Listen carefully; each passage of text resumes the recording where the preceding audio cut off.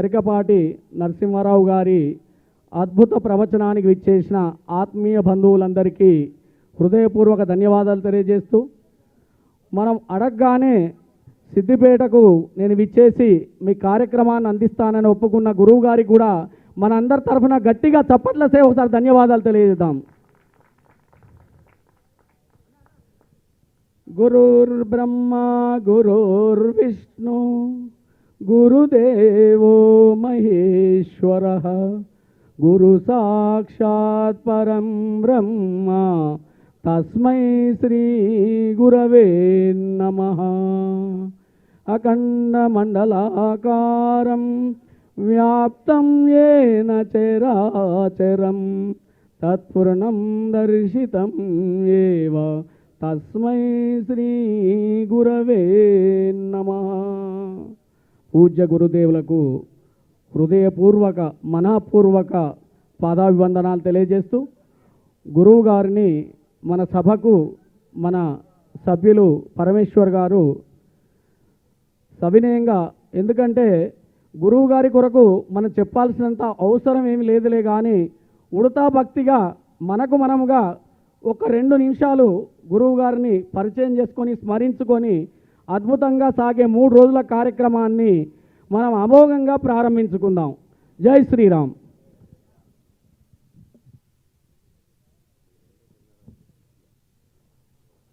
పూజ్య గురుదేవుల పాదపద్మాలకు నమస్కరిస్తూ, శ్రీ శ్రీ శ్రీ డాక్టర్ గరికపాటి నరసింహారావు గారు, వారి తల్లిదండ్రులు శ్రీమతి వెంకటరమణమ్మ, తండ్రి గారు వెంకట సూర్యనారాయణ గారు పశ్చిమ గోదావరి జిల్లాలోని తాడేపల్లిగూడెం తాలూకా బోడపాడు అనే గ్రామంలో జన్మించడం జరిగింది. వారి విద్యార్హతలు ఎంఏ ఎంఫిల్ పిహెచ్డి కూడా చేయడం జరిగింది. గత 30 సంవత్సరాలుగా తెలుగు అధ్యాపకతం చేస్తున్నారు. వారి పేరున ఉన్న ప్రపంచ రికార్డు ఏంటంటే 1,116 పద్యాలు కలిగిన స్వీయ కావ్యం సాగరఘోష 8 గంటల్లో ఏకధాటిగా మహాధారణ విశాఖపట్నం, కాకినాడ, హైదరాబాద్ నగరాల్లో తన ప్రవచనాలు నిర్వహించడం జరిగింది. సహస్రావధాన ప్రతిపాట 1996 మేలో కాకినాడలో మహాసహస్రావధానం 100 మంది వృక్షకులు 21 రోజులు 750 పద్యాలు ఏకధాటితో తను చేయడం జరిగింది. వీరు హైటెక్ అవధానం అమెరికాలో 8 కంప్యూటర్లతో అష్టావధానం 2001లో నిర్వహించడం జరిగింది. బెంగళూరులో ప్రయోగశాలలో మేధా పరీక్షా విధానం కూడా 2006లో చేయడం జరిగింది. వీరి విదేశీ పర్యటనలు ప్రపంచవ్యాప్తంగా రకరకాల దేశాలలో కూడా తన ప్రవచన ద్వారా అక్కడున్న ప్రజలను ప్రభావితం చేయడం జరిగింది. America, Australia, Singapore, Malaysia, London, Dubai, Bahrain, Kuwait, Abu Dhabi, Dubai, Qatar, Uganda, Muscat మొదలైన ఎన్నో దేశాలలో ఎన్నోసార్లు అవధానం చేయడము, ఉపన్యాసాలు ఇవ్వడం జరిగింది. వీరికి ఎన్నో సత్కారాలు, పురస్కారాలు ఎన్నో ఇవ్వడం జరిగింది. యావత్ భారతదేశం అత్యంత గౌరవప్రదంగా మనం అనుకునే పద్మశ్రీ అవార్డు పురస్కార ప్రదానం 2022లో జరగడం జరిగింది. తెలుగు విశ్వవిద్యాలయంలో ఎంఫిల్ ప్రథమ స్థానం సాధించినందుకు అప్పటి ముఖ్యమంత్రి శ్రీ ఎన్టీ రామారావు గారి ద్వారా 2 స్వర్ణ పతకాలు బహుకరణ 1989లో చేయడం జరిగింది. తెలుగు విశ్వవిద్యాలయం వారిచే అవధాన రంగంలో ప్రతిభా పురస్కారము 2000లో చేయడం జరిగింది. కొప్పరపు కవుల పురస్కారం 2011లో చేయడం జరిగింది. సనాత ధర్మ చారిటబుల్ ట్రస్ట్ పురస్కారం 2012లో చేయడం జరిగింది. లోకనాయక్ ఫౌండేషన్ వారిచే పురస్కారం 2016లో, గురజాడ విశిష్ట పురస్కారం 2016లో, ఆంధ్రప్రదేశ్ ప్రభుత్వంచే కళారత్న అంశ పురస్కారం 2017లో, పివి నరసింహారావు స్మారక పురస్కారం 2018లో, రామినేషన్ ఫౌండేషన్ పురస్కారం 2018లో, వివేకానందన జీవన సాఫల్య పురస్కారం 2018లో, గండపెండేరు సత్కారం బెంగళూరులో 2021లో జరిగింది. సాగరఘోష కావ్యానికి వారు స్వయంగా రచించినటువంటి సాగరఘోష కావ్యానికి సాధనా సాహితీ స్రవంతి పురస్కారం హైదరాబాదులో, తెలుగు విశ్వవిద్యాలయం వారిచే పురస్కారం 2003లో, నండూరి రామకృష్ణాచార్య పురస్కారం గుడివాడలో 2004లో జరిగింది. సహృదయ సాహితీ పురస్కారం వలంగర్లో 2005లో చేయడం జరిగింది. తుమ్మలపీడ పురస్కారం గుంటూరులో 2012లో వేయడం జరిగింది. పుట్టపర్తి నారాయణాచారి పురస్కారం ఒంగోలులో 2014లో చేయడం జరిగింది. వారి రచనలు చాలా ఉన్నాయి. కోకొల్లలు, మన భారతం పద్యకావ్యం, పిల్లల బొమ్మల తెలుగు నిఘంటువు, మౌఖిక సాహిత్యం పరిశోధన, ధారాధారణి 2వ శతావధానాలు, కవితాఖండిక శతావధానం, ద్విశతావిధానం, మహాసహస్రావధానం, పల్లవి పాటలు, భోష్పగుచ్చం, పద్మ కవితా సంపిట, అవధాన శతకం, శతావధాన భాగ్యం, శతావధాన విజయం, వైకుంఠపాలి, ఆధ్యాత్మిక వ్యాస సంపుటిత, శతావధానం విజయవాడ, శతావధానం శ్రీకాకుళం, ఇష్టదైవం, అవధాన శతకం, సాగర గ్లోష అనువాదాలు కూడా హిందీలో ఇంగ్లీష్లో కూడా చేయడం జరిగింది.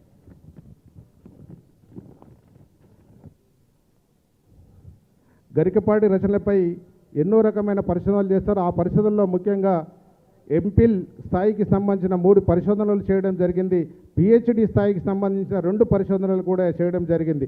వీరు టీవీలో అనేకమైన కార్యక్రమాలు నిర్వహించడం జరిగింది. భక్తి టీవీలో ఆంధ్ర మహాభారతం 1818 భాగాలు, ఏబిఎన్ ఆంధ్రజ్యోతిలో నవజీవన వేదం 2000 భాగాలు, ఈటీవీలో చముక్కులు తెలుగు వెలుగులు, శ్రీ వెంకటేశ్వర భక్తి ఛానల్లో భగవద్గీత బాల వికాసం, దూరదర్శన్ యాదగిరి ఛానల్లో మంచి కుటుంబం, తెలుగుభవన్.com ఇంటర్నెట్ ఛానల్లో సాహిత్య సాహసం సంబంధించినటువంటి ఎన్నో కార్యక్రమాలు నిర్వహించి యావత్ ప్రజానీకాన్ని ఉత్తేజపరుస్తూ ఒక సద్భావంలో నడిపేయడానికి తను కంకణము కట్టుకొని దేశాన రాష్ట్రాల జిల్లాల తిరుగుతూ అందులో ముఖ్యమైన మన సిద్దిపేటకు వచ్చి మన సిద్దిపేట పుర ప్రముఖులను పరిశ్రమలో పరిసర ప్రాంతాల్లో ఉన్న ప్రజలందరికీ ఒక మంచి వాక్యాలు బోధించి సన్మార్గంలో నడిచే విధంగా సిద్దిపేట ప్రజలను ఆశీర్వదించడానికి వచ్చిన వారి పాదపద్మాలకు మరొకసారి నమస్కరిస్తూ, వారు శతావధానాలు ఇప్పటి వరకు 300కు పైగా చేయడం జరిగింది.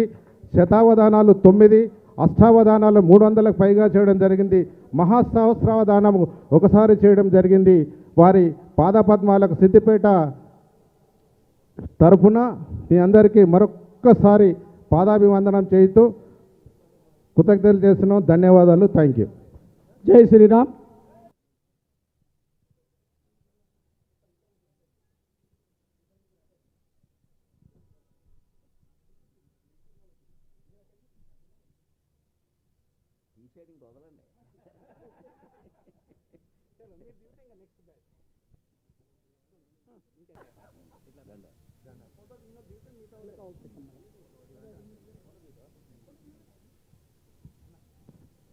जय बोल राजा रामचंद्र भगवान की, जय बोल पवन सुत हनुमान की, जय बोल जगत जननी जगदांबा माता की, जय श्री राम, जय श्री राम, जय श्री राम. పూజ్య గురుదేవులు విశ్వానికి విశ్వమెరిగి విశ్వాన్ని ఎరిగిన శ్రీ డాక్టర్ గరికపాటి నరసింహారావు గారు ఎంతో మనపై దయ ఉంచి మనని మన్నించి మనం అడగగానే మన సిద్దిపేటకు విచ్చేసి అద్భుతమైన కార్యక్రమాన్ని ఎంచుకొని, అయ్యా మా సిద్దిపేటకు మీరు రావాలి, మాకు ఒక అద్భుతమైన కార్యక్రమాన్ని అని చెప్పగానే ఒక అమోఘమైన కార్యక్రమం చాణక్య నీతి శాస్త్రం. అయ్యా దీంతో లాభం ఏంది అంటే పసిపిల్లల నుంచి వృద్ధుల వరకు ఎన్నెన్నో అంశాలు మనకు తెలియజేసి మన జీవితాలు పునరుద్ధరణ చేసుకోవడానికి, మన జీవన ప్రయాణాన్ని సుఖ ప్రయాణం చేస్తూ అంతిమంగా మోక్ష మార్గం వెళ్ళడానికి మార్గం ఏర్పాటు చేయడానికి ఈ కార్యక్రమంలో చాణక్య నీతి శాస్త్రాన్ని ఎంచుకున్నందుకు గాను గురువు గారికి మనపూర్వకంగా మనందరం పాదాభివందనాలు తెలియజేస్తూ గట్టిగా చప్పట్లతో స్వాగతం తెలియజేద్దాం. జై శ్రీరామ్, జై శ్రీరామ్. గురువు గారిని సహృదయంగా పాదాలకు నమస్కరిస్తూ కార్యక్రమాన్ని ప్రారంభించాలని కోరుతున్నాం. జై శ్రీరామ్, జై హనుమాన్. హరి ఓం. 2023 సంవత్సరం డిసెంబర్ నెల 23వ తేదీ ముక్కోటి ఏకాదశి పర్వదిన సందర్భంగా తెలంగాణ రాష్ట్రం సిద్దిపేట పట్టణంలో జరుగుతూ ఉన్న చాణక్య నీతి శాస్త్రం మీద ప్రవచనానికి, ప్రసంగానికి మీకు అందరికీ హృదయపూర్వకంగా స్వాగతం పలుకుతున్నాం. మాతృదేవోభవ, నిదురపొమ్మన్నను నిముసమ్ము కూడా నిదురపోది ప్రేమ నిత్యమీ ప్రేమ. అమ్మా నిదురపొమ్మన్నను నిముషమ్ము కూడా నిదురపోది ప్రేమ నిత్యమీ ప్రేమ. చెదరిపోయిన వేళ శిశువు గుండెలకు చెమ్మగిల్లిన కళ్ళు చేర్చుని ప్రేమ. చెదరిపోయిన వేళ శిశువు గుండెలకు చెమ్మగిల్లిన కళ్ళు చేర్చుని ప్రేమ. కదిలించుని ప్రేమ కదలది ప్రేమ. కదిలించుని ప్రేమ కదలది ప్రేమ. కన్నీరు తొలగించు కన్నీటి ప్రేమ. కదిలించుని ప్రేమ కదలది ప్రేమ. కన్నీరు తొలగించు కన్నీటి ప్రేమ. ఎదను కోసిన గాని ఏడ్వది ప్రేమ. ఎదను కోసిన గాని ఏడ్వది ప్రేమ. ఈ కాలు జారునంచు ఏడ్చుని ప్రేమ. మన తల్లి తరువోజ మన మనఃపూజ మన జన్మమునగామె మధుమాధవీజ. నిదురపొమ్మన్నను నిముసమ్ము కూడా నిదురపోది ప్రేమ నిత్యమీ ప్రేమ. బిడ్డకి ఏదన్నా అనారోగ్యం చేస్తే అంతకంటే ఎక్కువ బాధపడేది తల్లి తండ్రే. ఆ బిడ్డకి మళ్ళీ నయమయ్యే వరకు నిద్రాహారాలు మానేసి అతను ఉన్న చోటే ఉంటారు. అది తల్లిదండ్రుల ప్రేమ అంటే. కదిలించు నీ ప్రేమ కదలది ప్రేమ. కన్నీరు తొలగించు కన్నీటి ప్రేమ. ప్రేమ మనని కదిలిస్తుంది కానీ తాను కదలదు, అంటే స్థిరంగా ఉంటుంది. స్థిరమైన ప్రేమ. పుట్టిన తర్వాత జీవితంలో మనకు అనేక రకాల బంధాలు ఏర్పడతాయి. స్నేహితులు ఉంటారు, భార్య ఉంటుంది, భర్త ఉంటారు, తర్వాత పిల్లలు వస్తారు. ఈ బంధాలన్నిటికంటే శాశ్వతమైనది ఏది, స్థిరమైనది ఏది, చివరి వరకు నిలబడేది ఏది అంటే మాతృప్రేమ, పితృప్రేమ. ఆ మాతాపితృప్రేమని మర్చిపోకుండా ఉంటే జగత్తంతా మనకు అధీనమై ఉంటుంది. బిడ్డకి 70 ఏళ్ళు వచ్చినా సరే తల్లి తండ్రి కనుక 70-95 ఏళ్ళు వయస్సుండి వీళ్ళు అదృష్టవశాత్తు వాళ్ళు జీవించి ఉంటే ఇంకా ఈ 70 ఏళ్ల వాడిని చిన్నపిల్లాడి కింద భావిస్తారు వాళ్ళు. ఇంకా వాడి క్షేమం కోసం ఏదో ఒకటి చేద్దాం అనుకుంటారు. అటువంటి ప్రేమ దొరుకుతుందా? కన్నీరు తొలగించు కన్నీటి ప్రేమ. నీళ్లను నీళ్లతోనే కడిగినట్టుగా మన కన్నీటిని తన కన్నీటితో కడిగేసేది తల్లి ప్రేమ. ఆవిడ దుఃఖపడుతుందనుకోండి, మనం చూసామనుకో, నేను దుఃఖపడుతూ ఉండడం వల్ల అమ్మ దుఃఖపడుతోంది కాబట్టి నేను దుఃఖపడ్డం మానేయాలి అనుకుంటాడు ప్రేమ ఉన్నవాడు. నాకు కాస్త దుఃఖం కలిగితే అమ్మ ఎక్కువ ఏడుస్తోంది నాకంటే, అందుకని నాకు దుఃఖం లేదు అని చెబితే అమ్మ ఏడవకుండా ఉంటుంది కదా, అమ్మకింత దుఃఖం కలిగిస్తే అలాగాని బిడ్డ అనుకుంటాడు. అందుకని కన్నీరు తొలగించు కన్నీటి ప్రేమ. ఎదను కోసిన గాని ఏడ్వది ప్రేమ. ఈ కాలు జారునం చేర్చుని ప్రేమ.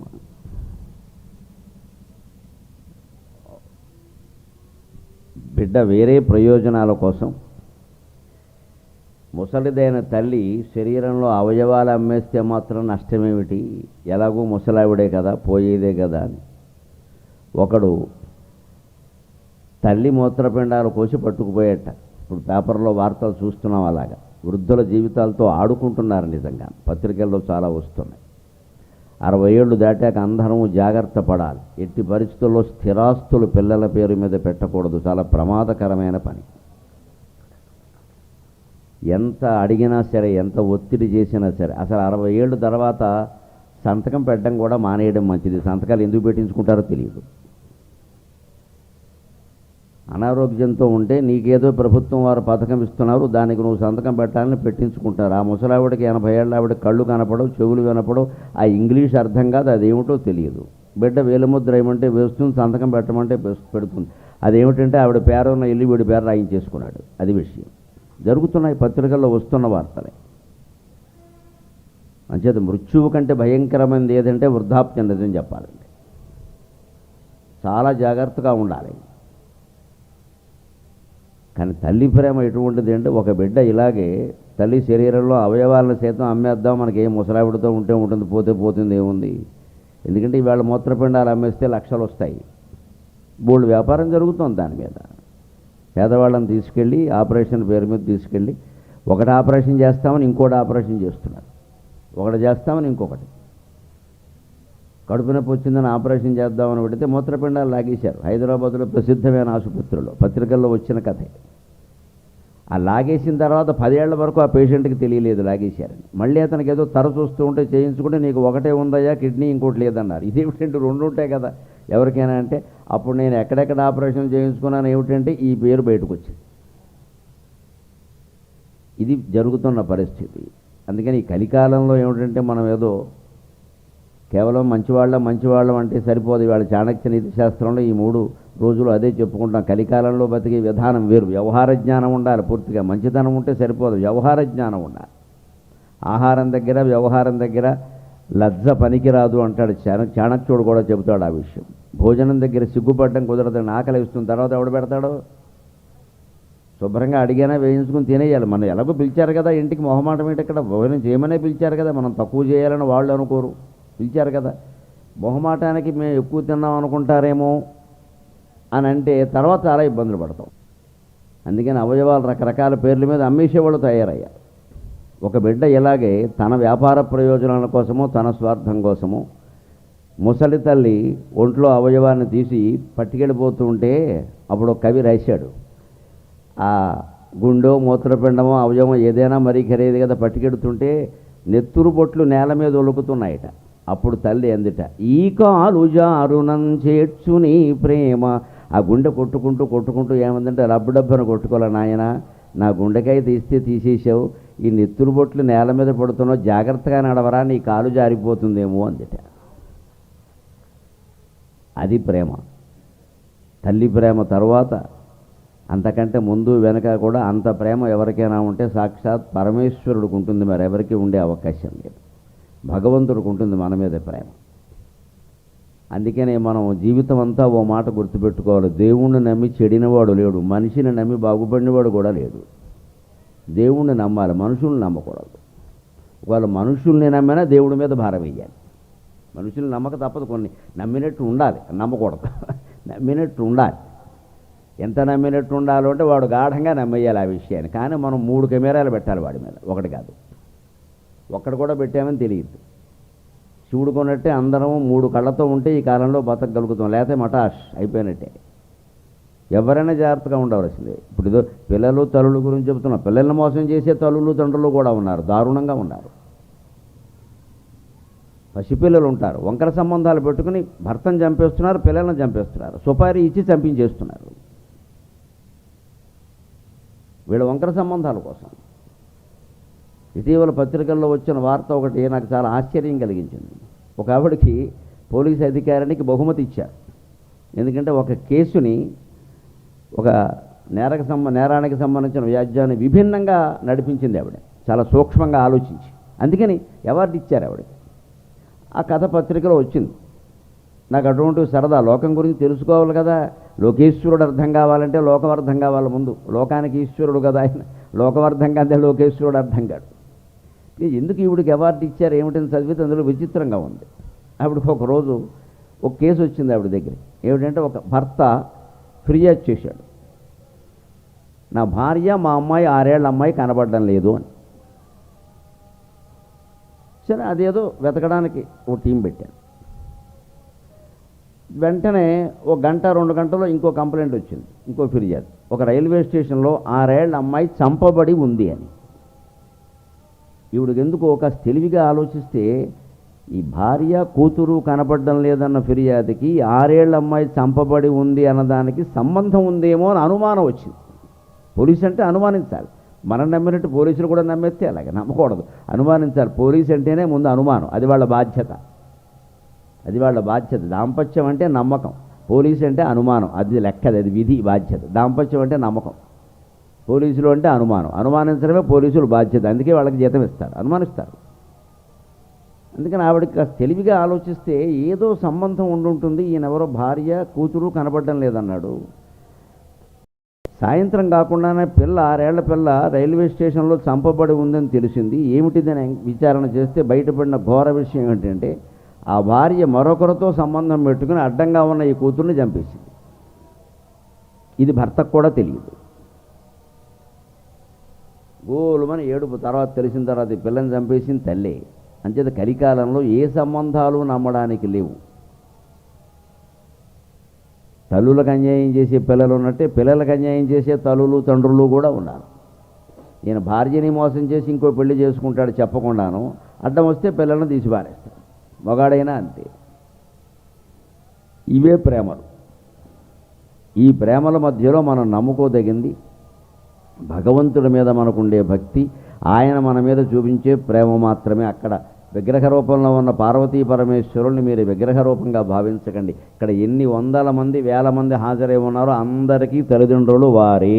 అటువంటి భావన చేయండి. మనని కాపాడేది వారే. కేవలం విగ్రహాలు అనుకోవద్దు. ఊరికే పక్కన నుంచి ఫోటోలు దిగే విగ్రహాలు కావు. నిజంగా మనని కాపాడే విగ్రహాలు. అక్కడ నుంచి నాకు తెలియదు నన్ను కాపాడు అని ఒకే నమస్కారం పెట్టాలి, ఇంకేం పెట్టకూడదు. నాకు తెలియదు నన్ను కాపాడు, నాకేం తెలుసు ఈ లోకం ఏమిటో, నువ్వేం పుట్టించావో ఏం చేసావో నాకేమన్నా తెలుసునా, ఎందుకు వచ్చింది, నన్ను కాపాడు, అంతే. ఇంకేం ఉండడానికి వీల్లేదు. అందుకని లోకేశ్వరుని యొక్క ప్రేమనే మనం నమ్మాలి. ఇక ఇప్పుడు మనం ఆ లోకంలో జీవించవలసిన విధానాన్ని గురించి చాణక్యుడు ఏం చెప్పాడో ఆ నీతి శాస్త్రంలోకి మనం ప్రవేశిస్తూ ఈవేళ ఒక్కసారి ముక్కోటి ఏకాదశి పరమ పర్వదినం కాబట్టి భక్తులంతా ఇక్కడ సమావేశమే ఉన్నారు కాబట్టి ఆ మహావిష్ణు దర్శనం ఎందుకో దాని ప్రయోజనం ఏమిటో ఒక్కసారి చెప్పుకుని కథాంశంలోకి ప్రవేశిద్దాం. ఎన్నడు నా గటులు జరుగు ఎన్నడు కన్నులు వెన్న పూసలం. ఆముక్తమాల్యద కావ్యం చదువుతూ ఉంటే నాకు అందులో ఒక అపూర్వమైన దృశ్యం కనిపించింది, వినిపించింది. అందులో విష్ణు చిత్తుడు అనే భక్తుడికి శ్రీ మహావిష్ణువు ఆకాశంలో దర్శనమిస్తాడు. గరుత్మంతుని వాహనం ఎక్కి గరుత్మంతుని మీద ఆరూఢుడై దర్శనమిస్తాడు. ఆ ఘట్టాన్ని కృష్ణదేవరాయల వారు చాలా మధుర భక్తితో వర్ణిస్తారు. అది చదువుతుంటే నాకు అనిపించి ఈ పద్యం వెళ్ళాను నేను. ఇది ముక్కోటి ఏకాదశి దర్శనాన్ని వర్ణించే పద్యం.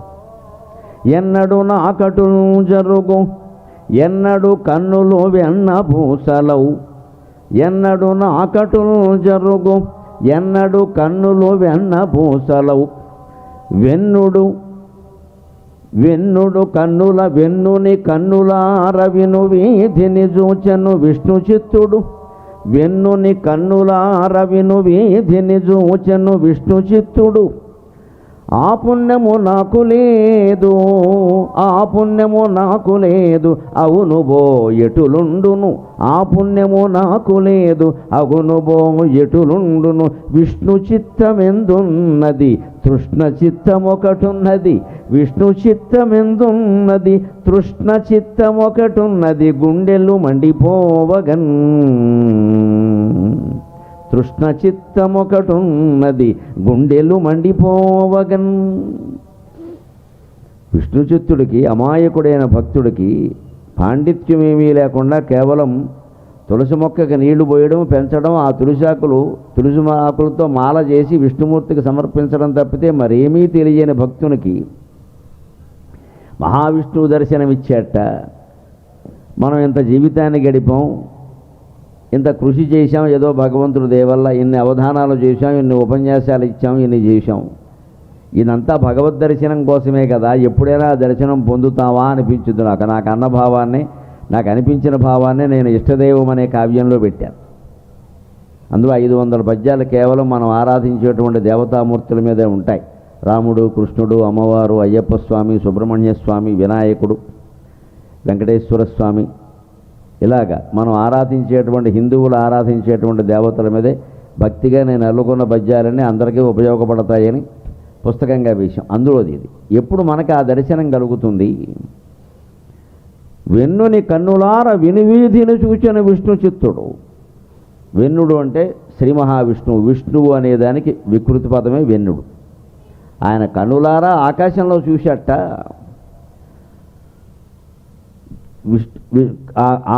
ఆ పుణ్యము నాకు లేదు, అంత పుణ్యం మనం చేసుకోలేదన్నమాట. ఏదైనా ఎదుటి వాళ్ళకి లభించిన అదృష్టం ఏదో భాగ్యం ఏదో మనకు కలగకపోతే మనం ఏమనుకుంటాం, అంత పుణ్యం చేసుకోలేదనుకుంటాం. అవును బో ఎటులుండును విష్ణు చిత్తం ఎందున్నది తృష్ణ చిత్తం ఒకటి ఉన్నది గుండెలు మండిపోవకను. ఎందుకు మనకి ముక్కోటి ఏకాదశి నాడు ఉత్తర ద్వారాలని బద్దలు కొట్టేసి ఒకళ్ళ మీద ఒకళ్ళు ఎక్కేసి వెళ్ళిపోయి దర్శించుకున్న విగ్రహం కనపడుతుంది, కానీ విష్ణువు కనపడ్డ విగ్రహం కనపడడం కూడా కష్టమే. ఎందుకు కనపడడం అంటే మన మనస్సులో ఉండే తృష్ణలు ఆశలు పోలేదు. మనకున్నది విష్ణు చిత్తం కాదు, తృష్ణ చిత్తం, ఆశలతో కూడిన మనస్సు. అనేక ఆశలు కాదు దురాశలు కూడా ఉన్నాయి ఇందులో. ఇవాళ సమాజంలో ఒక వ్యాధి బాగా వ్యాపించింది. ఫ్రీగా వస్తుందంటే ఫినాయిల్ కూడా తాగేసే రకాలు తయారయ్యారు. అందుకే ఆడుకుంటున్నారు నాయకులతో, మనతో వాళ్ళ మించి వీళ్ళు వీళ్ళ మించి వాళ్ళు వాగ్దానాలు చేసేసి ఆడుకుంటారు మన జీవితాలతో. నువ్వు ఫ్రీగా ఇస్తే ఓటేస్తావురా, నీకేం కావాలి తీ.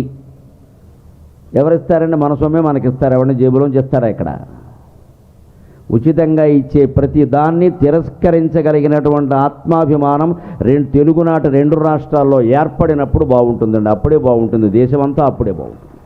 నాకేం మొహమాటం లేదు, నాకు ఉచితంగా వస్తే నాకు అక్కర్లేదని మొహం మీద కొట్టాలి.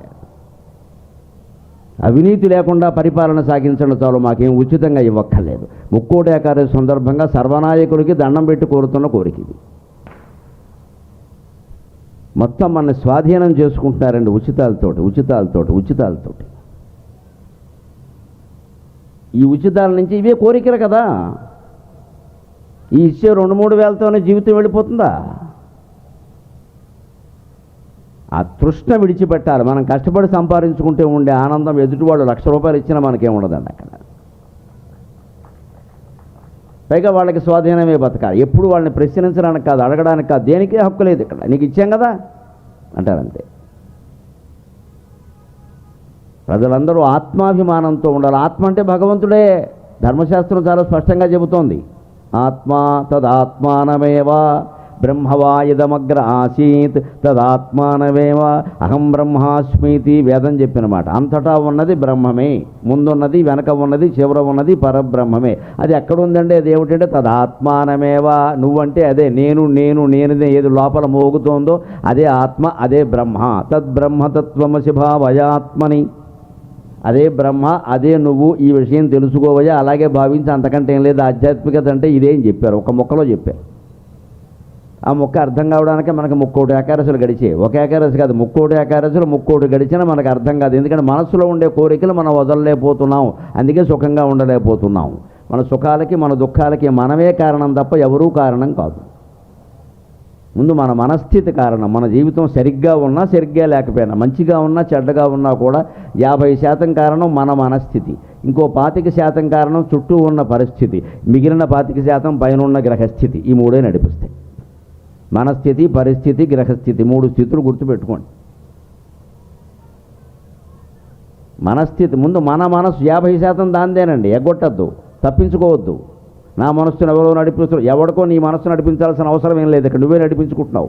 నువ్వు చేసిన తప్పులు నువ్వు అంగీకరించడం ఇష్టం లేక ఎవరి మీదగా తోసేస్తున్నావు. ఇక్కడ ఇంత భయంకరంగా జీవితంలో ఎందుకు ప్రవర్తించావంటే గురుడు 6లో ఉన్నాడు, శుక్రుడు నువ్వు ఇంట్లో ఉంటే గొడవ లేకుండా ఉండేది. అసలు వాళ్ళు ఎవరో 6లోనో 3లోనో ఉండడం వల్ల ఏం జరగవండి. దాని గురించి అది కంగారు పడక్కర్లేదు. మన మనసు ఎక్కడుంది, మనం ఏం ఆలోచిస్తున్నాం?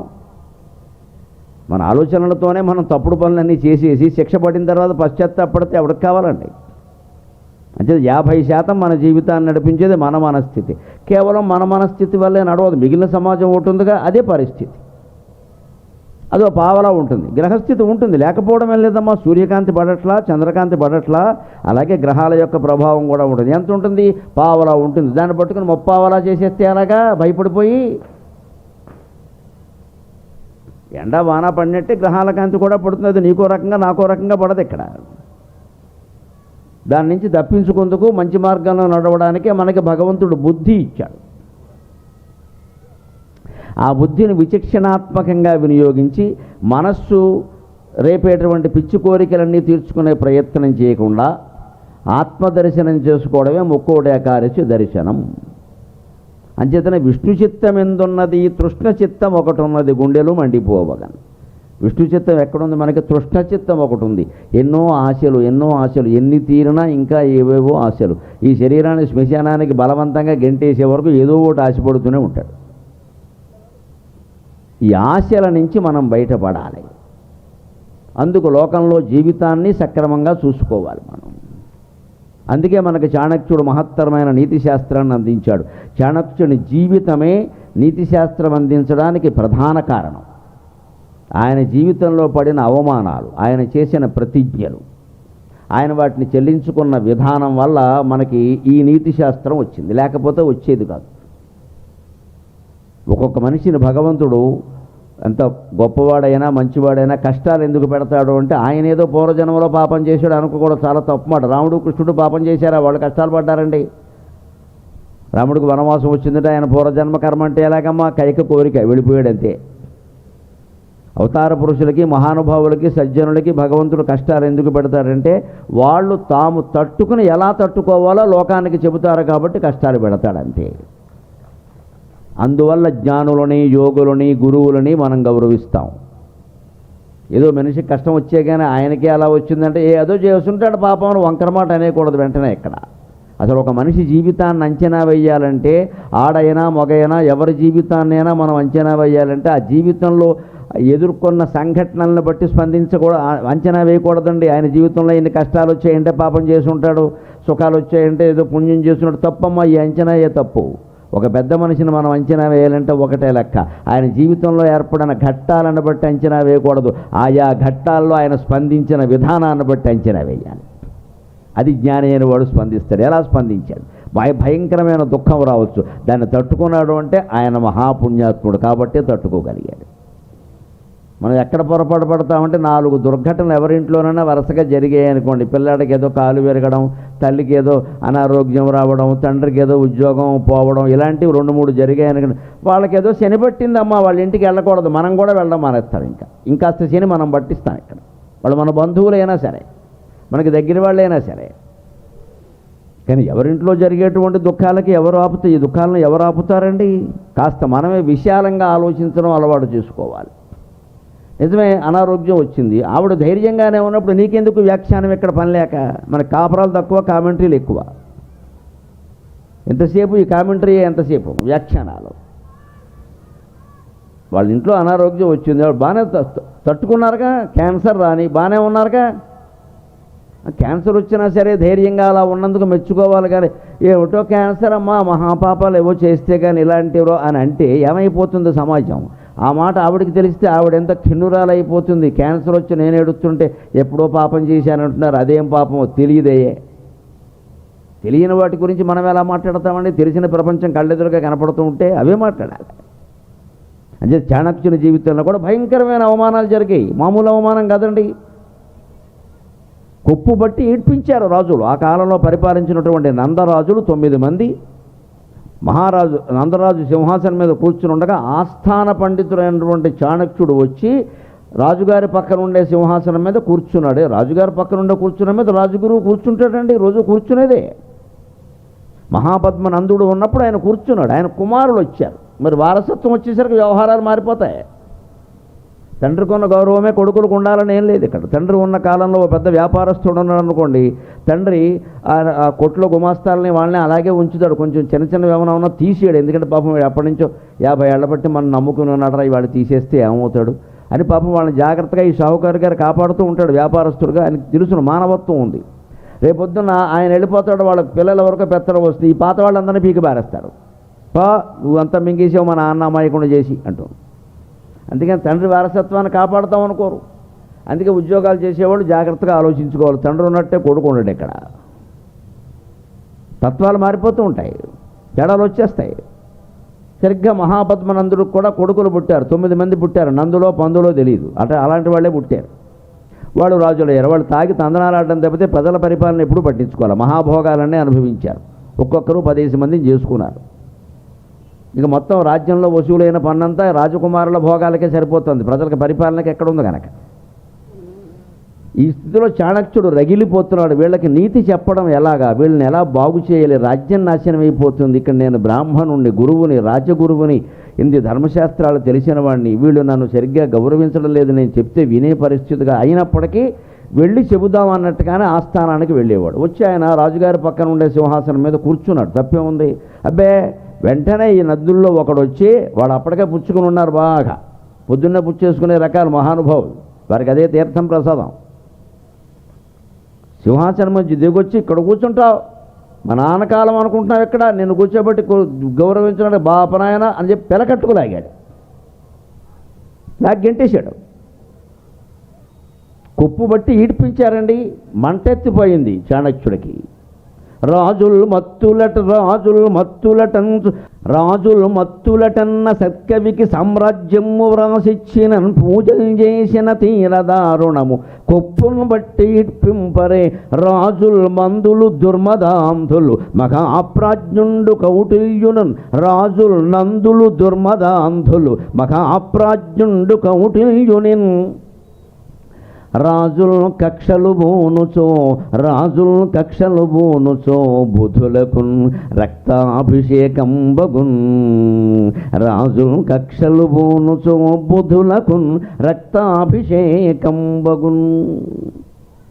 నందులు కాదు, దుర్మదాంధులైనటువంటి నందరాజులు చాణక్యుడిని అవమానించి పిలకబట్టుకుని లాగి సభలోంచి గెంటేశారు. ఆ అవమానాన్ని ఆయన తట్టుకోలేక బయటికి వెళ్ళి శపథం చేశాడు. చాణక్య శపథం అంటే అది, మీ రాజ్యాన్ని కూలగొట్టి తీరతాను, ఏడాది గడవకుండా నేనేమిటో చూపిస్తా, నా తెలివితేటలేమిటో చూపిస్తా. మీరు రాజ్య పరిపాలనకి పనికిరారు, ఒక రాజగురువుని మీరెంత అవమానించారు అంటే మీరు రాజ్య పరిపాలనకి పనికిరారు. మీకు హితవు కోరు నేను మంచి మాటలు చెబితే మీకు నచ్చకుండా పోయానా? ప్రజల సొమ్ముతో తాగి తందనలాడమని చెప్పేవాడు మీకు నచ్చుతాడు, ప్రజలను సక్రమంగా పరిపాలించమని చెప్పేవాడు మీకు నచ్చడు. అంచేది మీకు శిక్ష ఎలా వేయాలో నాకు తెలుసు. నేను కేవలం వెర్రి బ్రాహ్మణ్ణి అనుకోవద్దురా అబ్బాయి, బ్రాహ్మణులు రెచ్చగొడితే ఎలా ఉంటుందో చూపిస్తాను తడాక. ఆయన బయటికి వెళ్ళి అంతే, బయటికి వెళ్ళాడు. అక్కడ వెళ్ళగానే అక్కడ కబడ్డీ ఆడుకుంటూ కనపడ్డారు 10 మంది పిల్లలు. అందులో అన్ని కులాల వాళ్ళు ఉన్నారు, స్నేహితులు కదా అందరూ ఉన్నారు, దుమ్ములో ఆడుకుంటున్నారు. అందులో ఒకడు చెర్లాడేస్తున్నాడు ఏకంగా, వాడిని పిలిచాడు, రా అన్నాడు. నీ పేరేమిటి అన్నాడు. చంద్రరావు అన్నాడు. కాదు, నీ పేరు చంద్రగుప్తుడు అన్నాడు. అంతే లెక్క, ఆయన పెట్టాడు పేరు. చంద్రరావు కాదు, నీ పేరు చంద్రగుప్తుడు, నేను పెడుతున్నదా అన్నాడు. మీ స్నేహితుని కూడా తీసుకురా అన్నాడు. ఆ కబడ్డీ ఆడుకుంటున్న వాళ్ళందరూ పిలిచాడు. వాళ్ళకి యుద్ధంలో శిక్షణ ఇచ్చాడు, వాళ్ళని మహావీరులను చేశాడు. కొన్ని గిరిజన జాతుల్ని కోయ జాతుల్ని సైనికులుగా చేర్చుకున్నాడు. ఏడాది తిరగకుండా నంద సామ్రాజ్యాన్ని కూల్చి పారేసి చంద్రగుప్తుని సామ్రాజ్యాన్ని స్థాపించాడు. ఇది పంతం అంటే.